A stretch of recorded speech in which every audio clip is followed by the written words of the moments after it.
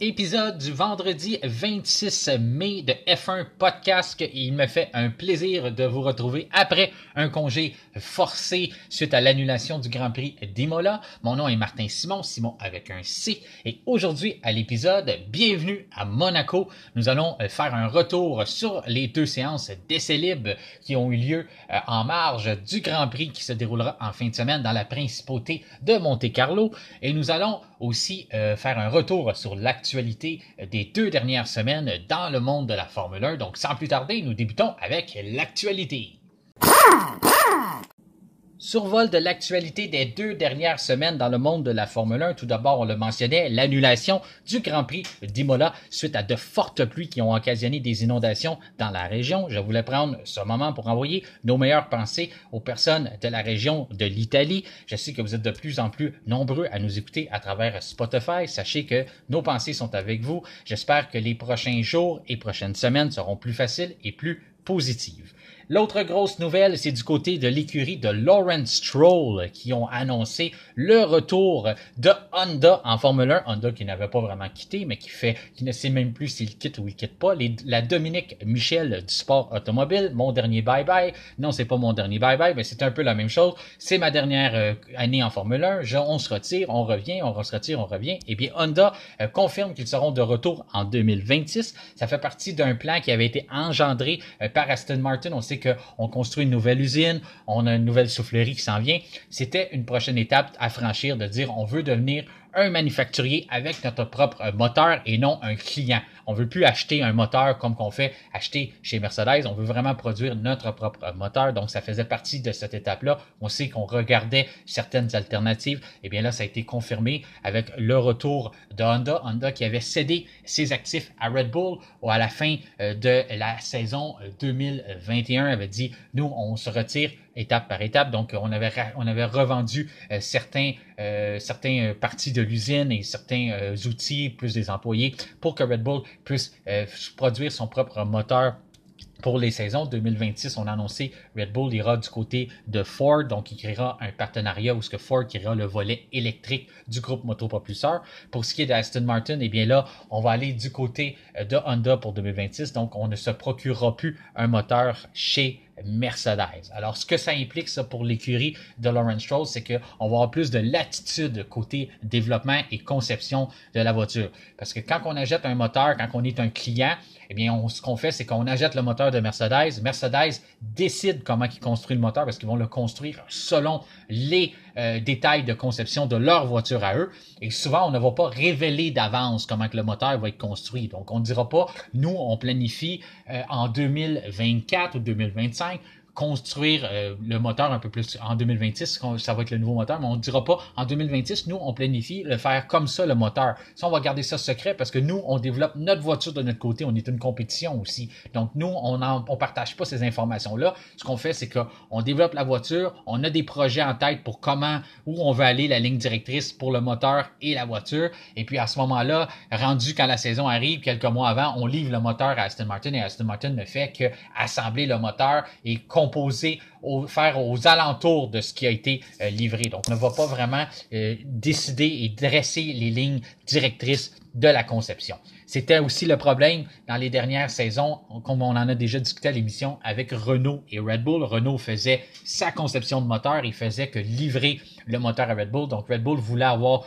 plus son mot à dire sur les conceptions. Renault ne voulait pas en donner. C'est alors qu'on a choisi d'aller avec Honda. Honda était prête à écouter les directives de Red Bull et à construire un moteur selon les specs que l'écurie autrichienne était prête à leur donner. Donc, ça va être là, vers là qu'on va aller pour Aston Martin. Ça va être un gros pas à l'avant. On va vraiment être capable de dire, nous, on veut que tu nous construis un moteur de cette façon-là. Ça va mieux correspondre aux caractéristiques de la voiture qu'on veut développer dans les prochaines saisons. Donc, ça va vraiment être une nouvelle ligne directrice et ça va les emmener à un autre niveau plus compétitif. On sait qu'aussi, il y a eu le passé entre Honda et Fernando Alonso. Ça a été adressé. Supposément qu'il n'y a pas de problème parce que ça va commencer en 2026. On s'attend que Fernando Alonso ne sera probablement plus en F1 en 2026. Moi, je serais pas prêt à parier là-dessus. Mais on a aussi déjà préparé une sortie de secours, là, comme quoi que le groupe Honda, supposément, c'est correct, c'est réglé avec Alonso. Si jamais Alonso veut rester, là, il n'y aura pas nécessairement de rancune. Pour les gens qui ont manqué ce détail-là, c'est que quand Fernando Alonso était chez McLaren, il avait déclaré que le moteur Honda était un moteur de voiture de type GP2, alors une classe inférieure à la Formule 1. Honda avait vraiment pas pris ça. Ça avait été une mauvaise publicité que le double champion du monde sorte publiquement devant tout le monde automobile pour dire que Honda fait des moteurs qui ne sont pas de niveau Formule 1. Donc, ça avait fait mal à l'entreprise. L'entreprise ne l'avait pas pris. En tout cas, ça avait fait une chicane. Mais supposément que la hache de guerre est enterrée et on est prêt à aller de l'avant pour les prochaines saisons avec l'écurie Aston Martin et le partenariat Honda. La grosse nouvelle aussi qui a circulé, si on peut dire nouvelle, on va plus appeler ça une rumeur, ça a été que John Elkann de Ferrari était prêt à déposer une offre pour mettre la main sur les services du septuple champion du monde Lewis Hamilton pour l'emmener avec la Scuderia Ferrari. Ça a été démenti du côté de Lewis Hamilton. Lui a dit qu'il y a une offre de Mercedes sur la table et ça va être réglé bientôt. Il n'a pas reçu, il n'a pas discuté avec Ferrari. Moi, c'était une rumeur que je trouvais qui ne tenait vraiment pas debout pour mon opinion personnelle. Je vois pas l'avantage à Lewis Hamilton d'aller dans la cour de Ferrari et je vois pas d'avantage non plus pour la Scuderia de mettre la main sur les services de Lewis Hamilton. On ne se le cachera pas, Lewis Hamilton est rendu à un certain âge. Je crois qu'il a encore des très bonnes années devant lui si on regarde ce que Fernando Alonso est capable d'accomplir. Mais lui, ce qu'il veut, c'est gagner un 8e championnat du monde. Du côté de Ferrari, on veut peut-être continuer à développer la voiture, avoir quelqu'un qui peut nous aider à faire ça. Est-ce que Lewis Hamilton a les qualités pour développer une voiture? C'est pas quelque chose qui nous a nécessairement prouvé en Formule 1. On se rappellera que quand il s'est assis dans la Mercedes en 2014, c'est une voiture qui avait été déjà préalablement développée par Michael Schumacher, plus ses saisons avec McLaren. Il a gagné son championnat. Il est arrivé en Formule 1. Il a failli gagner sa première année, mais il a gagné à sa 2e saison. Et après ça, on a eu 7 ans avec la voiture où ce que McLaren s'en allait nulle part. Donc, il n'a jamais vraiment été capable de mettre le doigt sur les détails pour ramener McLaren vers les grands honneurs. Et il a plutôt décidé de quitter. Donc, je pense pas que si là, ça aurait été comme un copier-coller avec Mercedes de dire on a eu des bonnes saisons, on commence à s'en aller vers une pente descendante, je décide de quitter plutôt que d'être montré du leadership et de montrer qu'il est un grand leader qui peut ramener Mercedes vers les grands honneurs. Il y a aussi le fait qu'il tire de l'arrière sur son coéquipier George Russell, donc en quittant, ça aurait fait un peu pâlir son étoile en disant que on se serait rappelé qu'il était en train de perdre contre George Russell, que Mercedes n'allait pas bien. Il quitte le navire, s'en va chez Ferrari. S'il ne réussit pas chez Ferrari, eh bien, ça fait, dans le fond, il vient se planter une 2e fois, mais il se plante avec une autre écurie. D'un autre côté aussi, mon opinion personnelle, si je suis Ferrari, j'ai le record avec Michael Schumacher de 7 fois champion du monde, égal à Lewis Hamilton. Est-ce qu'on veut vraiment aider Lewis Hamilton à gagner un 8e championnat du monde et enlever ce record-là qu'on détient, que les deux sont les co-détenteurs de ce record-là, autant chez Ferrari que chez Mercedes? Est-ce que Ferrari veut vraiment faire ça, aller à l'encontre du record que Michael Schumacher possède? Moi, c'est mon opinion personnelle. Peut-être que Ferrari ne pense pas comme moi, pense pas de ce côté-là, pense juste à vouloir gagner et ne pas nécessairement mettrait de côté le fait du 7 fois champion du monde, mais c'est quelque chose qu'il faut tenir en ligne de compte. C'est un record que Ferrari est aussi copropriétaire de ce record-là avec Michael Schumacher, Lewis Hamilton ainsi que l'écurie Mercedes. L'autre grosse nouvelle, moi je trouve ça le fun quand même, c'est un côté intéressant, ce sera la livrée, le mot livrée, je sais pas comment vous trouvez ça, c'est la traduction là en anglais qu'on appelle un livery, dans le fond, là, quand une équipe livre une nouvelle voiture avec des nouvelles couleurs et un nouveau concept, là, on voulait dire concept marketing de la voiture, eh bien on appelle ça une livrée. Eh bien, McLaren va honorer la triple couronne à Monaco. Et ça va être intéressant. On va aussi rouler la même livrée au Grand Prix d'Espagne à Catalunya. Et là, dans le fond, ce qu'on veut, c'est porter hommage à notre histoire. On a remporté la triple couronne. Qu'est-ce que c'est la triple couronne? Eh bien, il faut gagner les Indy 500, le Grand Prix de Monaco, ainsi que les 24 heures du Mans. Alors, vous allez voir la voiture qui représente bien ça. On va voir le papaye orange à l'arrière qui représente la voiture des Indy 500. On va ensuite avoir le milieu de la voiture qui représente la victoire d'Alain Prost au Grand Prix de Monaco en 1984 à bord de la MP4-2.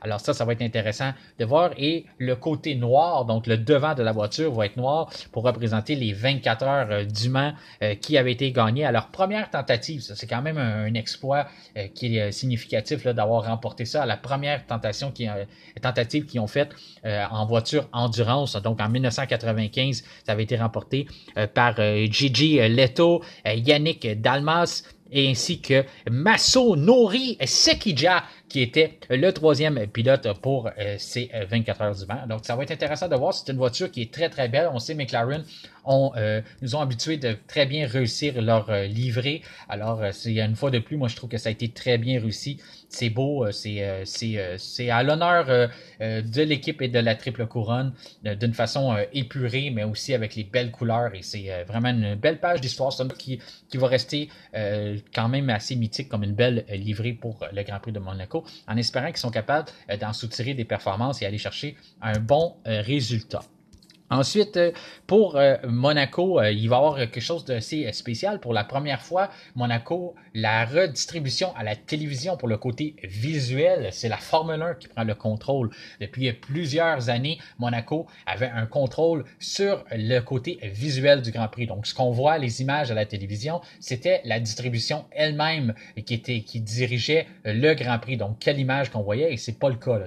Tout partout dans le championnat du monde, c'est la Formule 1 qui décide de faire la redistribution des images. Alors, on est supposé, dans les dernières saisons, on avait eu là, des petites erreurs là, de temps en temps, on avait des dépassements qui se déroulaient à l'avant et on ne les voyait même pas. On nous montrait plutôt une reprise de Lance Stroll qui faisait un tout droit dans un virage pendant qu'on avait une bagarre à l'avant. Donc, on est supposé, la Formule 1 met la main là-dessus. On est supposé d'avoir une certaine continuité avec ce qu'on voit dans les autres Grands Prix, en espérant que ça va peut-être alimenter un peu plus le spectacle. C'est bien entendu, s'il n'y a pas de dépassement puis il ne se passe rien, on ne peut pas les inventer. Mais si on est capable de nous garder un peu plus dans l'action, ça va être intéressant de voir. Donc, ça va être une première, là. Monaco, avant, avait un statut vraiment spécial dans le championnat. Là, on choisit les commanditaires, c'était pas les commanditaires de la Formule 1, c'était les propres commanditaires de l'emplacement. La même chose comme qu'on disait pour la redistribution à la télévision, les droits de télé, toutes ces choses-là. Monaco avait une main mise là-dessus, mais là, ça a été tassé. Liberty Media a rentré dans le dossier et a fait comprendre à Monaco qu'il n'avait plus le titre de, oui, c'est encore un joyau de la couronne du championnat, mais en voulant dire que ce n'est pas, on peut se passer de vous, là. Le spectacle des dernières années est devenu de moins en moins le fun à regarder. On sait, là, c'est rendu que c'est plus un secret. On le dit à mot ouvert que l'action se déroule le samedi et non le dimanche. Le dimanche, dans les dernières saisons, on n'a plus eu droit à des parades. Alors vraiment, l'action est rendue le samedi. Donc, ça n'a plus. Monaco, Liberty Media leur a fait comprendre qu'ils n'ont plus le statut qu'ils avaient par le passé. Ce qui est intéressant pour le week-end aussi, c'est Alonso qui nous dit, il nous a donné une coupe, quelques emplacements où il pense être en mesure d'aller chercher une première victoire pour Aston Martin. Et Monaco figure sur sa liste. Il dit que ayant un circuit court et à basse vitesse, les avantages de la Red Bull vont être moins significatifs, ça va venir niveler le jeu et lui, il voit qu'il pourrait peut-être, avec des drapeaux rouges, un peu de chance, un petit coup de pouce, il pourrait être capable d'aller saisir une victoire lors du week-end, puisque comme on l'a mentionné, lui aussi, il croit que ça se joue beaucoup le samedi, donc tout peut arriver. Donc, ça va être à surveiller. Là aussi, mentionné des pistes comme Singapour, où ce qu'il pense qu'il pourrait peut-être aller brouiller les cartes pour Red Bull et aller saisir une victoire. Il y a Ferrari aussi qui peut rêver à vaincre Red Bull lors du week-end. On sait que Ferrari a été la seule voiture qui n'est pas une Red Bull à être capable de saisir une pole position cette année. C'est Charles Leclerc au Grand Prix de Bakou. Alors, il pense être en mesure de récidiver. Il pourrait aussi devenir le premier depuis Ayrton Senna à avoir 3 pole positions consécutives pour le Grand Prix sur le circuit de Monte-Carlo. Et on sait qu'il est à la maison. Il aime bien ce circuit-là et c'est des rues qu'il prenait pour aller à l'école quand il était plus jeune. Donc, c'est un peu spécial pour lui d'avoir la chance de courser là. Il y a toujours la malchance qui vient le frapper le dimanche, mais selon Ferrari, ils ont aussi eu les meilleurs arrêts au puits depuis le début de la saison. L'arrêt au puits le plus rapide, ça a été au Grand Prix d'Arabie Saoudite pour Charles Leclerc. Puis ils ont aussi eu 3 des 4 arrêts au puits les plus rapides depuis le début de la saison. Alors on peut compter là-dessus. On sait que le samedi, ça se joue dans les qualifs, puis le dimanche, ça se joue dans les arrêts au puits. Alors Ferrari peut compter là-dessus et peut-être être capable de venir saisir la victoire.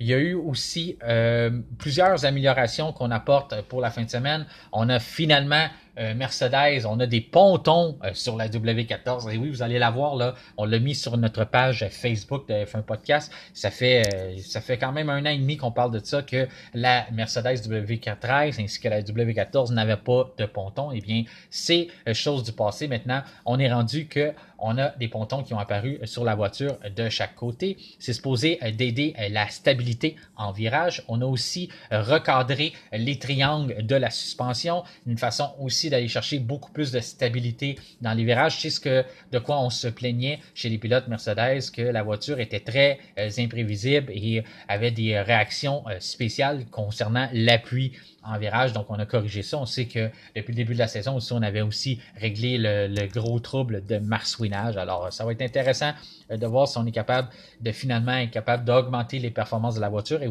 aussi capable de la rouler plus proche du sol et en extraire plus de vitesse. Donc, ça va être une chose à surveiller. On sait que lors du Grand Prix d'Imola, on avait préparé beaucoup d'améliorations pour chaque équipe. Malheureusement, avec les circonstances, on n'a pas pu les utiliser. Donc, ça va être à Monaco qu'on les apporte. C'est pas un circuit qui est réputé normalement pour emmener des améliorations sur les voitures. D'habitude, on ne regarde pas ça pour ça. On va les emmener plus en Espagne, on va les emmener dans un Grand Prix justement comme Imola, on va les emmener ailleurs où ça va être plus significatif et on va être capable d'aller recueillir des meilleures données pour savoir si les améliorations fonctionnent bien. Eh bien, Monaco, ça va être un peu particulier cette saison. À cause de l'annulation à Imola, on va voir beaucoup d'améliorations arriver. Je peux vous nommer, si vous voulez en détail, vous pouvez aller sur F1 Podcast, notre page Facebook. Vous savez, à tous les jours de semaine, sur les heures du midi, on a des articles qui sortent pour vous intéresser et vous informer sur le monde de la Formule 1. Eh bien, on fait toujours ça avant un week-end de course. On sort les améliorations de chaque voiture en détail. Eh bien, vous avez, pour le week-end, il y a Ferrari qui apporte ces améliorations qu'on avait pour Imola. Il y a Red Bull, il y a Aston Martin aussi qui continue d'améliorer sa AMR 23. Il y a Alpine avec sa A523. On a des améliorations aussi pour ce côté-là. On a McLaren. McLaren, on n'a pas juste changé les couleurs de l'auto pour la triple couronne. On a aussi apporté des améliorations en détail. Chaque voiture aussi, vous allez voir, on a toute une configuration d'appui élevé. Pour Monaco, c'est standard. On va aller chercher beaucoup d'appui aérodynamique, aller être capable de chercher le plus de vitesse possible à travers les rails. Alors à ce moment-là, vous allez voir que c'est pas mal redondant de ce côté-là. Chaque voiture a un concept avec un appui élevé, mais on a aussi d'autres améliorations au travers de ça. Pour Alfa Romeo aussi qui suit la parade, et l'écrit As qui a aussi des améliorations pour sa VF23. Donc, si vous voulez les voir en détail sur notre page F1 Podcast sur Facebook, profitez-en aussi pour ajouter des mentions j'aime et suivre la page afin même vous pouvez nous laisser des commentaires et discuter avec nous. C'est toujours bien apprécié. Eh bien, sans plus tarder, on peut continuer avec les 2 séances d'essais libres d'aujourd'hui.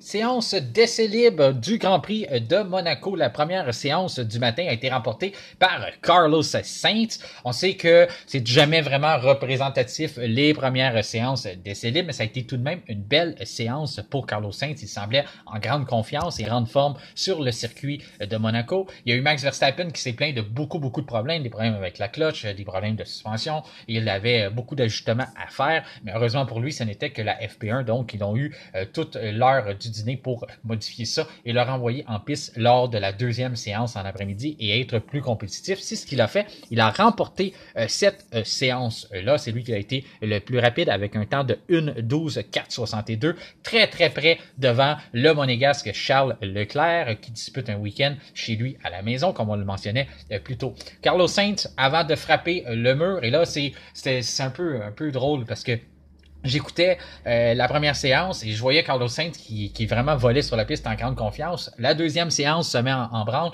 Il commence à être bon encore, beaucoup de compétitivité. Là, on le voit à travers les rails, il va vraiment chercher le maximum. Et là, je me prends une note à moi-même pour vous mentionner ça lors du podcast, comme quoi que ça va être à surveiller. Normalement, quand Carlos Sainz est aussi bon que ça et aussi en confiance, eh bien, il y a une erreur qui survient quelque part. Il va frapper un mur ou quoi que ce soit parce qu'il y a toujours le moyen de gâcher un peu quand il est sur une bonne lancée avec un certain momentum. Et en même temps que je finis d'écrire ça, qu'est-ce que je vois? Je vois Carlos Sainz qui a frappé dans la barrière. Donc, il a accroché un peu le mur, ça a cassé sa suspension, il est allé faire un tout droit, là, il est allé frapper la barrière un peu plus loin. Donc, oui, Carlos Sainz a frappé le mur, un peu comme Alex Albon l'avait frappé plus tôt dans la première séance de la journée. C'est pour ça qu'Alex Albon, il a quasiment tout perdu sa première séance ainsi que sa deuxième. Donc, c'est pas l'idéal quand on veut chercher les bons réglages et surtout sur un circuit comme Monaco, c'est pas seulement d'aller chercher les bons réglages qu'on fait pendant les pratiques, mais c'est surtout bâtir en confiance. C'est vraiment d'aller chercher nos repères, nos zones de freinage et être capable de construire un espèce de momentum qui va nous suivre tout au long du week-end, surtout pour les qualifications.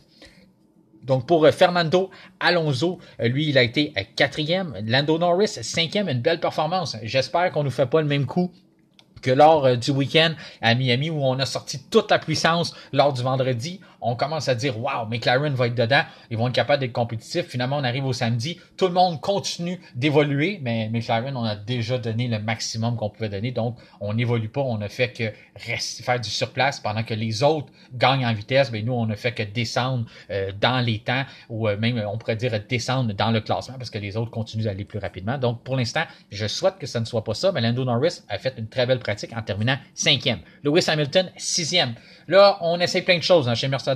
Faut pas, si on est fan de Mercedes ou qu'on le soit pas, et on commence pas à être tout heureux de dire ils ont pas trouvé les bons réglages, ils seront pas meilleurs. Puis on commence pas à dire c'est pas bon, qu'est-ce qu'ils ont fait, on est sans voir encore nulle part. Non, on le sait pas. On attend parce que on sait que ces améliorations là qu'on a apportées avec les nouveaux pontons, il faut apprendre à les connaître. C'est comme une nouvelle voiture. Il y a tellement eu de changements, il y a plein de réglages à essayer de faufiner et à essayer de trouver. Puis il y a aussi que c'était fait pour Imola et non Monaco. Donc là, en ce moment, ce qu'on fait, c'est qu'on essaie de recueillir des données, apprendre à connaître la nouvelle W14 pour être capable de bâtir en confiance et en performance pour le Grand Prix d'Espagne dans les prochaines semaines. Donc là, pour l'instant, on vire pas en fou avec ce qui se passe à Monaco, mais ça a quand même, on voit qu'on a essayé des choses. On voit Lewis Hamilton, lui, était sixième, et je soupçonne que George Russell essayait peut-être quelque chose de complètement différent, lui.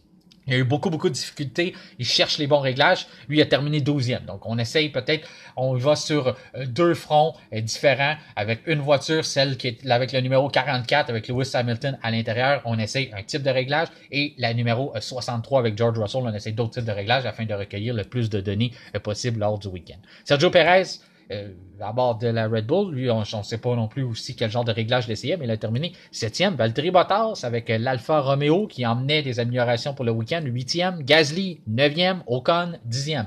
Les deux Alpines, c'est souvent proche. Ocon et Gasly là, sont souvent un à côté de l'autre dans leur performance. C'est intéressant de voir. J'ai hâte de voir en piste là, si qu'est-ce que ça va donner lors du week-end, s'ils vont être proches durant la course aussi. Après ça, 11e rang, Lance Stroll. Après ça, 12e, on l'a dit, George Russell. Le coéquipier de Bottas, Joe, qui est 13e. Kevin Magnussen, 14e. Hülkenberg, 15e. Tsunoda, 16e. De Vries, 17e. Piastri, 18e. Piastri, c'est Monaco, là. C'est la première fois, on est une recrue, on veut pas prendre trop de risques tout de suite, très tôt dans le week-end. On veut bâtir cette confiance-là, donc on va lui laisser une chance. Même chose pour De Vries, qui était juste en avant de lui en 17e place. Alex Albon, on l'a dit, il n'a pas réussi à faire de tour en FP1. Vraiment, il n'a pas réussi à bâtir cette confiance-là. En FP2, on a réussi à le sortir en fin de séance. Un travail remarquable chez Williams là, de vraiment reconstruire la voiture et être capable d'aller chercher un peu de temps. Il a quand même réussi à battre Logan Sargent, mais on va mettre Logan Sargent dans la même situation que Nick De Vries et Oscar Piastri. C'est une jeune recrue qui essaie de bâtir sa confiance et on va aller vraiment tester les limites entre les rails à Monaco. Donc, on ne sera pas trop sévère pour cette première journée pour les trois recrues en Formule 1. C'est ce qui résume les séances d'essais libres. Les conclusions qu'on peut en tirer, c'est que c'est quand même assez proche pour les voitures du haut de début de peloton. Donc, pour les Red Bull, les Ferrari, les Aston Martin, si on considère pour Alonso. McLaren, on a une certaine distance. Là, on va voir si on est capable de sécuriser une 5e place pour le Grand Prix. Ça serait intéressant pour Lando Norris. Mais je pense que c'est ouvert à tout le monde. C'est sûr qu'on peut dire que les Red Bull sont les favoris. C'est à eux autres d'échapper la pole position, mais tout peut arriver. On sait que normalement, on a juste un bon tour qu'on est capable de faire sur la gomme tendre. Alors, si on est capable, faut vraiment être capable de trouver un emplacement dans sur le circuit avec pas de trafic, être capable de faire le meilleur tour possible. On sait qu'un drapeau rouge peut arriver très très vite. Alors Verstappen a même fait une blague, un peu une pointe envers son coéquipier Sergio Perez. Il a dit, on le sait à Monaco, on a juste besoin de faire un bon temps. En voulant dire un peu, rappeler la fois où ce que Sergio Perez, après que tout le monde avait fait un premier tour, eh bien lui est allé pour s'élancer pour le deuxième tour en Q3, puis il a frappé le mur. Alors ça a mis fin à la séance, ça a fait un drapeau rouge. Donc en voulant dire que c'est important d'aller chercher un bon temps parce que le deuxième, on n'aura pas le temps de le compléter de toute façon. C'est un peu la blague que Max Verstappen a voulu apporter pour le week-end. Donc c'est vrai que ça va être important pour chaque pilote d'être capable d'aller chercher des chronos compétitifs dès le début des séances pour être sûr de ne pas avoir de mauvaises surprises avec un drapeau rouge, un peu comme qui est arrivé à Miami aussi à Verstappen qui a dû s'élancer de la 9e place. Donc c'est pas mal, comme je vous dis, ce qui résume les séances d'essais libres. On a vu aussi des tours en gomme médium qui ont été compétitifs pour pas mal chaque voiture. Avec les Aston Martin, on sait qu'on a un bon rythme en course. Les Ferrari ont un moins bon rythme de course. Fait que ça va être intéressant de voir dépendamment les qualifications de samedi. C'est vraiment là le spectacle. Ne manquez pas ça. Le samedi à Monaco, c'est toujours impressionnant. On annonce une possibilité de pluie pour dimanche. On a Pirelli qui apporte des nouveaux pneus de pluie. Donc, en espérant